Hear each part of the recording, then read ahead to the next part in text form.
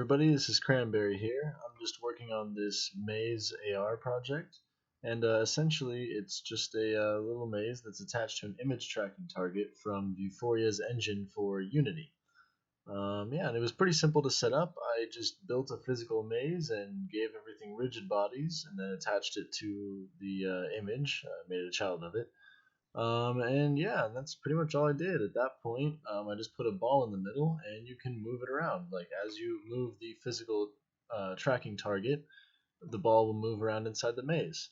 And that's pretty much all there is to it. I'll probably do some more with this in the future, but yeah, for the time being, it's just kind of a simple experiment. Yeah, there you can see it working, and yeah, that's pretty much all there is to it. It's kind of hard to see on my laptop screen just because of the angle, but it does work.